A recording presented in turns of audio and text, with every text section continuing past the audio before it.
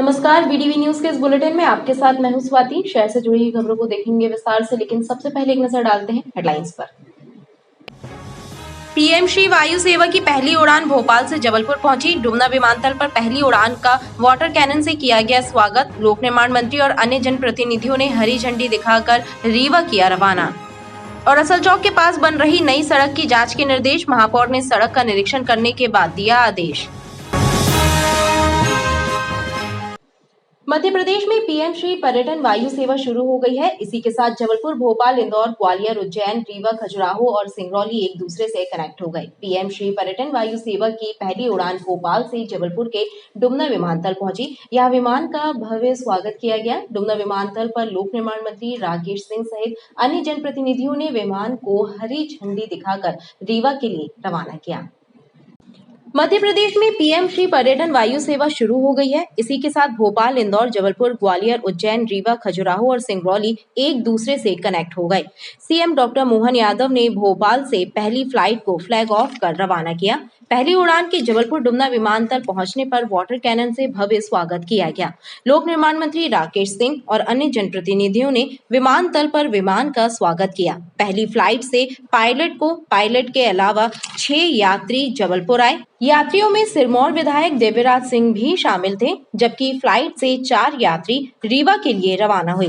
डुमना विमानतल पर लोक निर्माण मंत्री राकेश सिंह, महापौर जगत बहादुर सिंह अन्नू सहित अन्य जनप्रतिनिधियों ने विमान को हरी झंडी दिखाकर रीवा के लिए रवाना किया।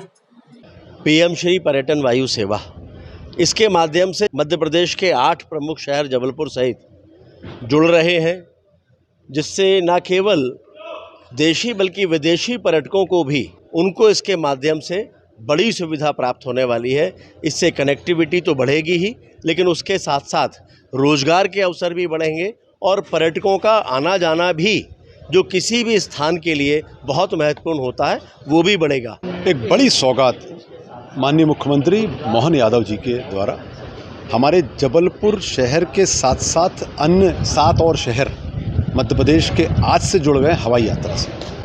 पर्यटन को भी सुधारना, रोजगार के नए आयाम पैदा करना और लोगों की समय के बचत के साथ साथ सुविधापूर्ण व्यवस्थाएं जो हैं, ये पीएम श्री पर्यटन योजना जो है, वायु सेवा जो है, इसके माध्यम से हम लोगों को प्राप्त होगी।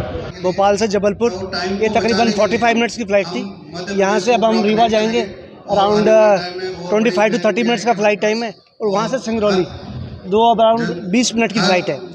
तो जैसा आप ठीक कह रहे हैं, ये जो छोटे शहर है रीवा, सिंगरौली, यहाँ के लोगों को कनेक्टिविटी मिलेगी मध्य प्रदेश की राजधानी भोपाल में जाने की, और बाकी देश में कहीं और जाना है तो वो लोग जबलपुर और भोपाल एयरपोर्ट्स का फ़ायदा उठा सकते हैं और देश के बाकी स्थानों पे जल्दी से जल्दी पहुँच सकते हैं। पीएम श्री पर्यटन वायु सेवा को बढ़ावा देने के लिए यात्रियों को शुरुआती 30 दिनों तक किराए में 50% छूट का लाभ भी दिया जा रहा है। रसल चौक के पास घटिया सड़क निर्माण कार्य की शिकायत मिलने के बाद महापौर एवं नगर निगम अध्यक्ष ने स्थल निरीक्षण किया। महापौर ने सड़क निर्माण कार्य की जांच के निर्देश देते हुए कहा कि दोषी पाए जाने पर ठेकेदार और संबंधित इंजीनियर पर सख्त कार्यवाही की जाएगी। रसल चौक से नौदरा ब्रिज तक बनाई जा रही सड़क दुर्दशा का शिकार है। सड़क बनते ही उखड़कर बिखरने लगी है। सड़क से गिट्टियां ऐसे बिखर रही हैं जैसे डामर का उपयोग किया ही नहीं गया हो, सिर्फ जले हुए तेल के साथ गिट्टी बिछा दी गई हो। वाहनों का चलना मुश्किल हो रहा है। क्षेत्रीय लोगों की शिकायत मिलने के बाद महापौर जगत बहादुर सिंह अन्नू एवं अध्यक्ष रिकुंज विज ने स्थल निरीक्षण किया। इस दौरान महापौर ने अधिकारियों एवं ठेकेदार अतुल खरे को जमकर फटकार लगाते हुए जांच के निर्देश दिए। यहाँ पर ज्योति टॉकीज से लेकर और कृष्णा होटल तक की जो सड़क डाली गई है, इस सड़क में शिकायत आई थी कि नीचे जो कार्य किया है वो गुणवत्तापूर्वक नहीं है, उसमें डामर की कमी है। उसी का निरीक्षण करने मैं और अध्यक्ष जी यहाँ पे आए थे, अधिकारियों के साथ निरीक्षण किया है। क्योंकि ऊपर एक लेयर डल चुकी है तो नीचे निश्चित तौर पर अब वो ठीक हो गया है, उसमें किसी प्रकार की गड़बड़ी नहीं निकलेगी। परंतु जहाँ पर अभी ऊपर की लेयर नहीं डली है, उनके पूरे सैंपल निकाल कर और चेकिंग के लिए भेजा जाएगा। अगर थोड़ी भी गड़बड़ी पाई गई तो संबंधित जो डिविजनल इंजीनियर हैं और ठेकेदार हैं, उनके ऊपर बड़ी कार्रवाई की जाएगी। महापौर ने कहा कि गुणवत्ताहीन बर्दाश्त नहीं की जाएगी। घटिया कार्य करने वाले ठेकेदार दंड भुगतने तैयार रहें। उपभोक्ता सेवाओं में कमी और कर्मचारियों के शोषण का आरोप लगाते हुए बीएसएनएल एम्प्लॉइज यूनियन हड़ताल कर रही है। कर्मचारी संगठन का कहना है कि बीएसएनएल प्रबंधन की हठ धर्मिता के चलते पूरे विभाग का भट्टा बैठा जा रहा है। बीएसएनएल में कर्मचारियों की हड़ताल जारी है। बीएसएनएल एम्प्लॉइज यूनियन का कहना है कि पक्षपातपूर्ण स्थानांतरण पॉलिसी के जरिए कर्मचारियों को प्रताड़ित किया जा रहा है। मेडिकल बिल वर्षों से पेंडिंग है और उपभोक्ता सेवाएं लचर हैं, जिसके चलते कंपनी बर्बादी की कगार पर पहुंच गई है। हमने कदम बढ़ाया की टक्कर में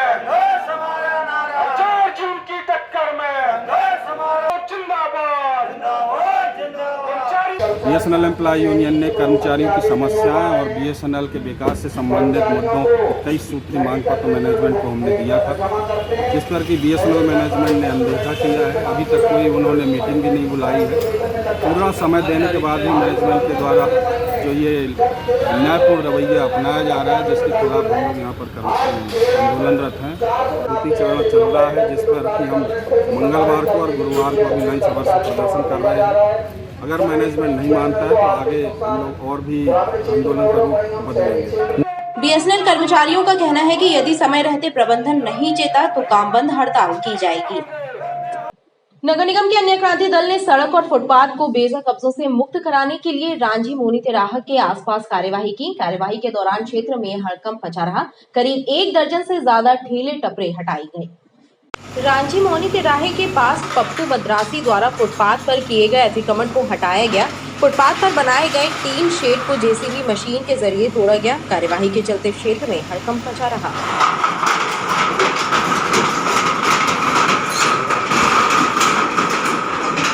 कार्यवाही के दौरान सड़क और फुटपाथ पर काबिज 1 दर्जन से ज्यादा ठेले टपरों को हटाया गया। अन्य क्रांति दल के अधिकारियों ने बताया कि कार्यवाही आगे भी जारी रहेगी।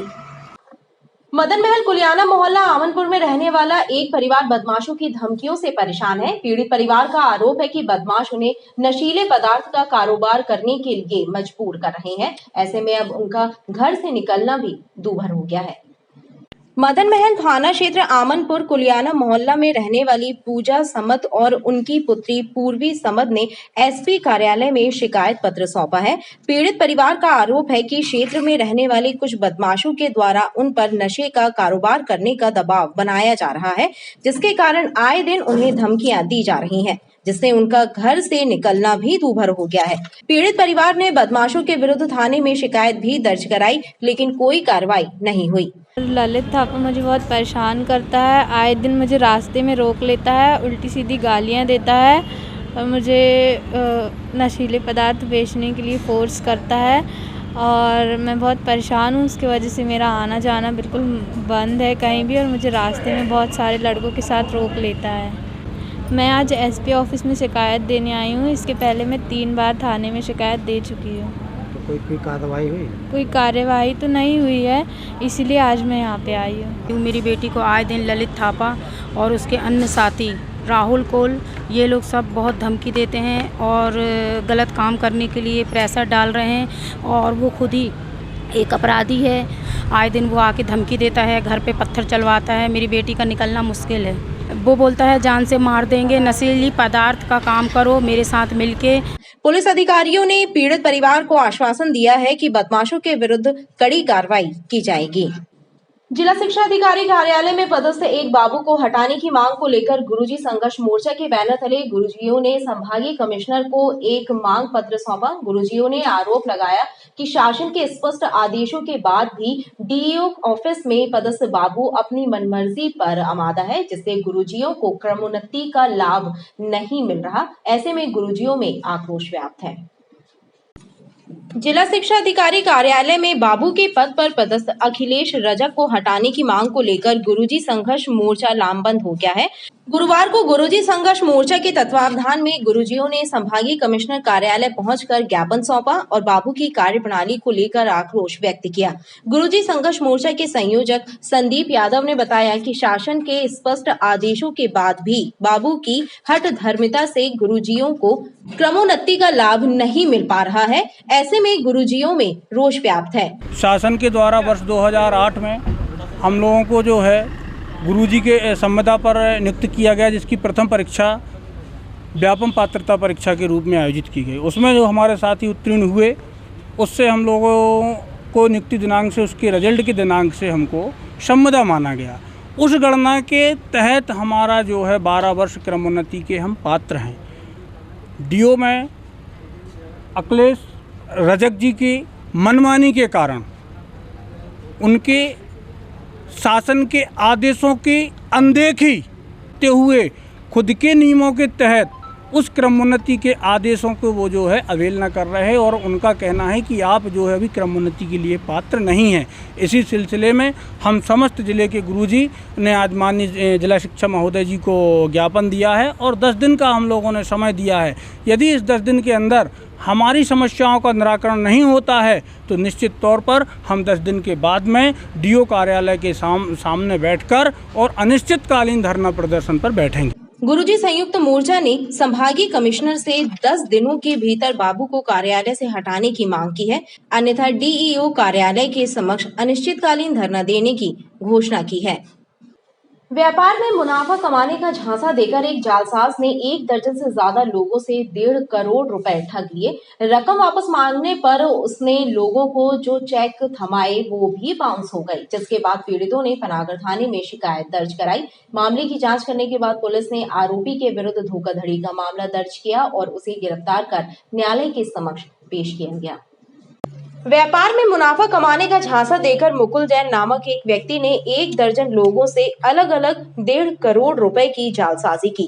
पीड़ितों ने जब रकम वापस मांगी तो मुकुल ने उन्हें चेक थमा दिए जो बाउंस हो गए। इस जालसाजी को लेकर पनागर विद्यासागर वार्ड निवासी शुभम उर्फ बिट्टू खजांची ने थाने में शिकायत दर्ज कराई, जिसके बाद पुलिस ने प्रकरण दर्ज कर आरोपी मुकुल जैन को गिरफ्तार किया और न्यायालय के समक्ष पेश किया। शुभम जैन नाम के एक व्यक्ति ने जब शिकायत की थी, उसकी शिकायत की जांच पर यह पाया गया कि जो मुकुल है इसने काफ़ी लोगों से पैसे लिए, यह कहकर कि मैं आपको ब्याज सहित ये पैसा लौटाऊंगा, और उनके पैसे मूलतः उसने लेकर करीब करोड़ रुपए से अधिक का जो है वो गमन किया है। इसके आधार पर पुलिस ने 420 का 409 का केस रजिस्टर्ड करा है और उसको जेल भेजा है। जैसे अभी ये जो इनकी चाची है, इन्हीं के काफ़ी पैसे लगे थे। शुभम के 13 लाख रुपए तकरीबन इसने जो है वो लिए थे। पुलिस के मुताबिक मुकुल ने कुल 1,68,60,000 रुपए की जालसाजी की है। इस संबंध में विवेचना की जा रही है। रामपुर चौकी के अंतर्गत आने वाली मांडवा बस्ती में एक युवक पर बदमाशों ने चाकू से ताबड़तोड़ हमला किया। बदमाशों ने युवक पर चाकू से 8 प्रहार किए, जिससे उसे गंभीर चोटें पहुंची। घायल को उपचार के लिए मेडिकल कॉलेज अस्पताल में भर्ती किया गया है। पुलिस हमलावरों की तलाश कर रही है। रामपुर चौकी की मांडवा बस्ती में कुछ बदमाशों ने एक युवक अंकित चौरसिया को चाकुओं से गोद दिया। हमलावरों ने अंकित पर एक के बाद एक चाकू से 8 प्रहार किए, जिससे उसके शरीर में गंभीर चोटें पहुंची। उसे इलाज के लिए तत्काल मेडिकल कॉलेज अस्पताल लाया गया, जहां उसका इलाज जारी है। दुर्गा मंदिर के पास उसको 4 लड़कों ने रोक के चाकू मारे हैं। मेरे को पता चला तो उस दुर्घटना जगह पे मैं पहुंचा, उसको हॉस्पिटल लेके आया हूँ मेडिकल। कितने घाव लगे हैं आपके? टोटल 8 घाव हैं। मांडवा में रहते हैं, पर हल्लो का पूरा जो खानदान रहता है वो गुप्तेश्वर मंदिर के पास रहता है। बस ये अलग हो गया था, उस कारण मांडवा में रहता था, सेक्टर नंबर 2 पे। घायल की शिकायत के आधार पर गोरखपुर थाना पुलिस ने प्रकरण दर्ज कर हमलावरों की तलाश शुरू कर दी है। खबरें लगातार जारी हैं, आप देखते रहिए BTV न्यूज़।